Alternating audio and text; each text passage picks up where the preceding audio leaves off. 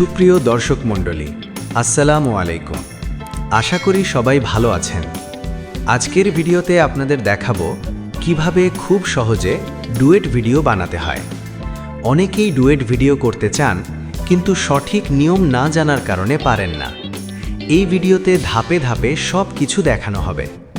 Mobile দিয়েই কিভাবে duet করবেন তা শিখবেন। ভিডিওটি শেষ পর্যন্ত দেখলে আপনারাও সহজেই ডুয়েট ভিডিও বানাতে পারবেন।